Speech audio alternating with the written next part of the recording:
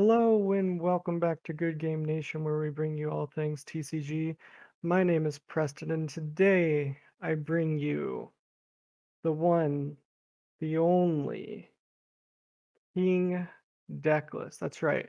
This week we're bringing you the King deck profile, uh, one of the leaders that I think a lot of people are overlooking right now because he has a really hard to reach condition on his effect.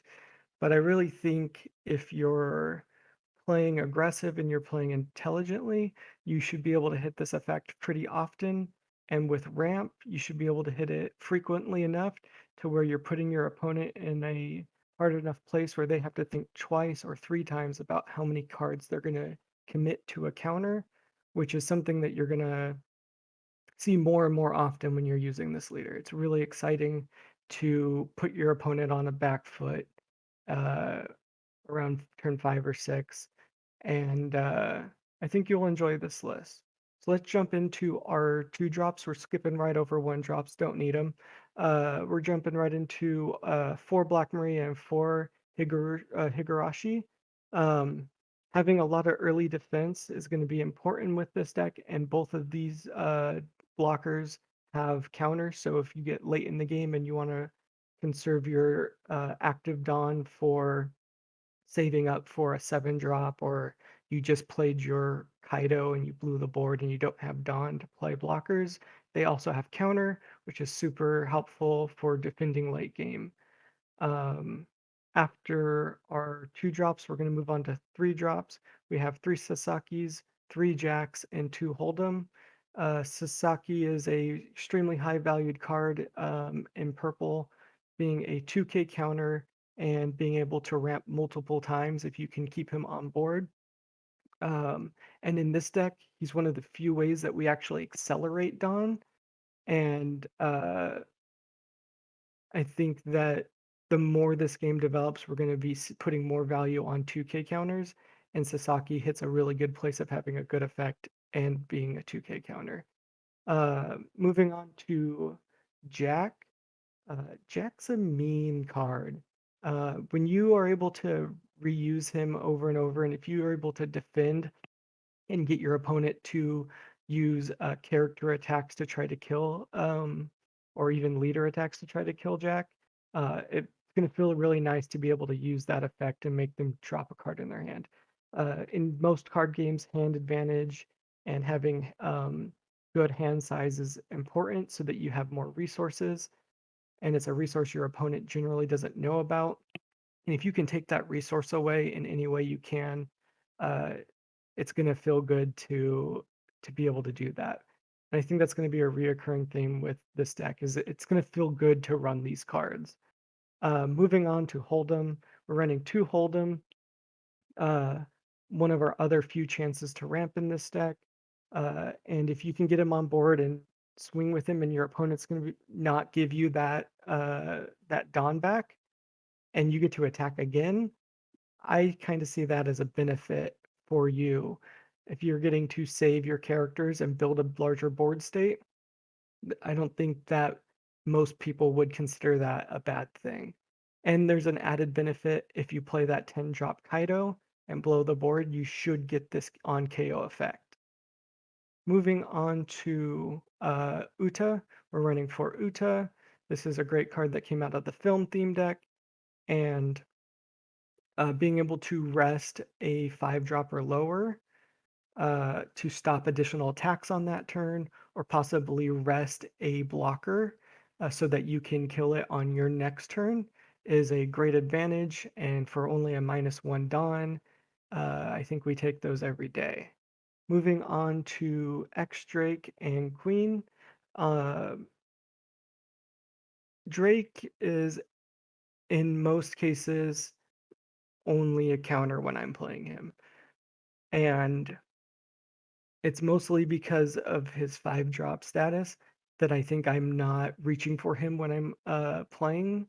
If I have a choice of holding Drake in hand and playing any other 5 drop or higher, I'm gonna hold Drake every day. Having those 2K counters at the end of the day are going to save you from going all in, your opponent going all in on leader or another high drop character card.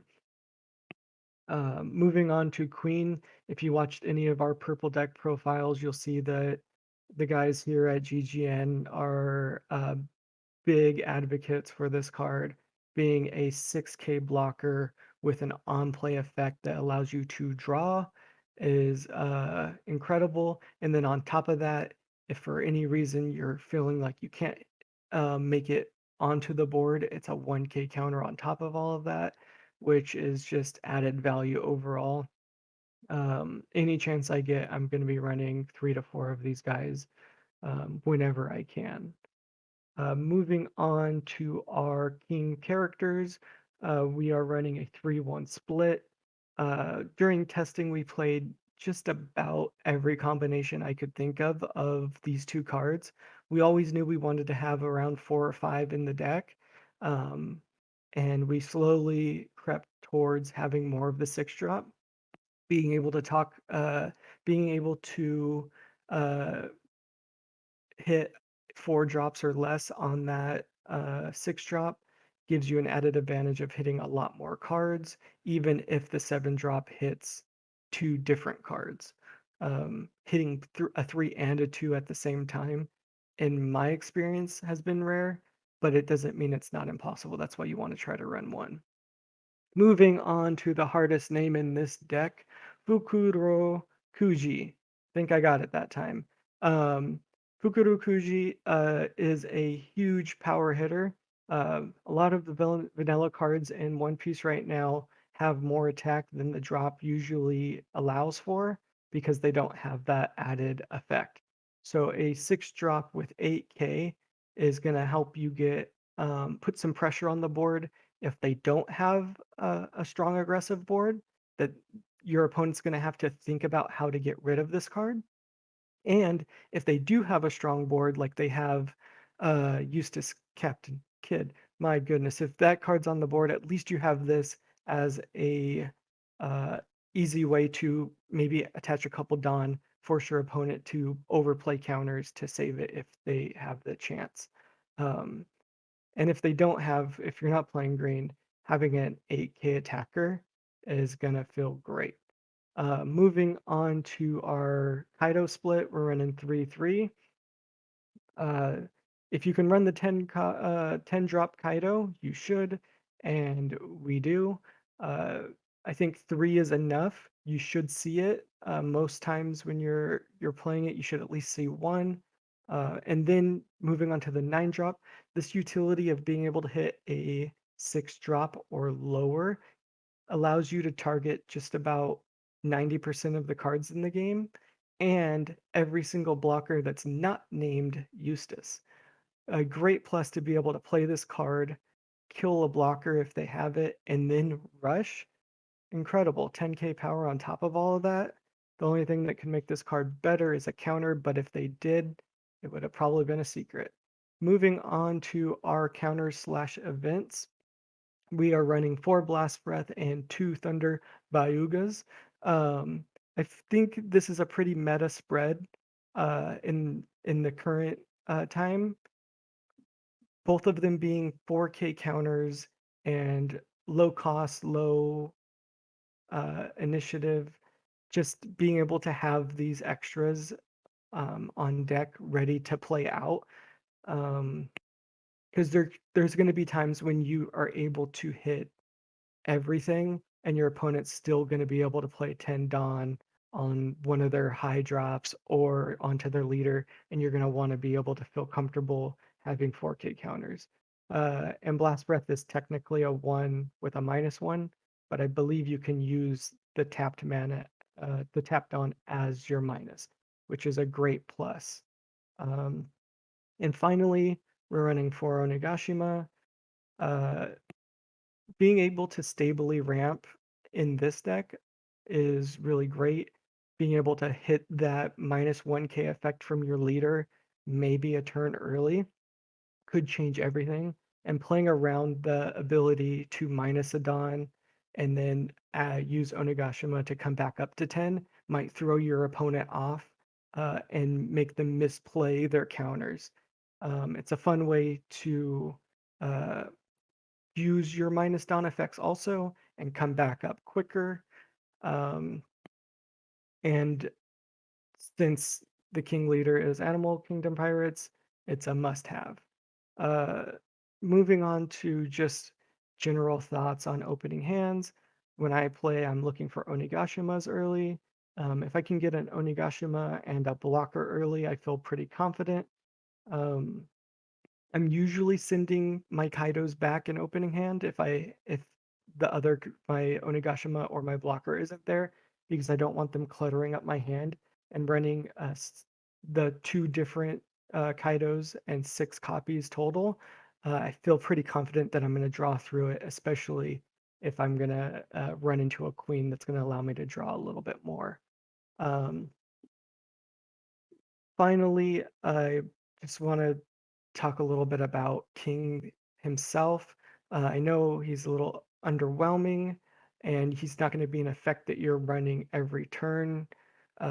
Like Odin, you might be able to use every turn, or you have the choice to use every turn, or the blue purple Kaido that basically is ramping every turn.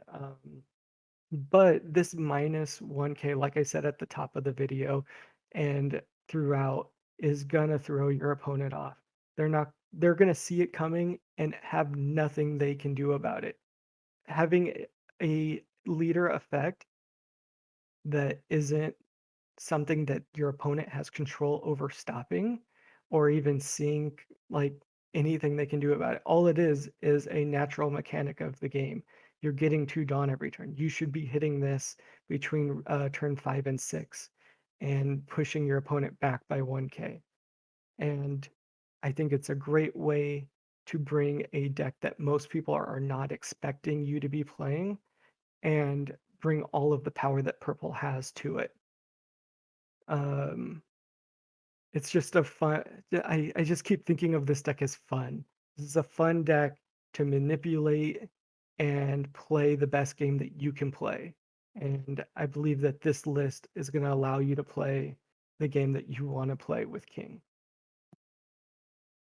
With that being said, let me know in the comments down below if you think there should be a different card in this deck, if we missed counts, or if there's something that we missed in the purple color. I know they have a little bit of extra cards right now with the film deck. Is there a film card that you think we should be running in this deck? I think we often are overlooking that theme deck, with Uta being like the biggest card. So is there a film deck card that you think would benefit King? And other than that, if you like this video, give us a thumbs up. It helps a ton. And if you want to see more One Piece TCG content, hit that subscribe, ring that bell, do all the things. You're on YouTube, you know what to do. I think that's all for today. And I would like to say thank you and have a good rest of your day. Bye.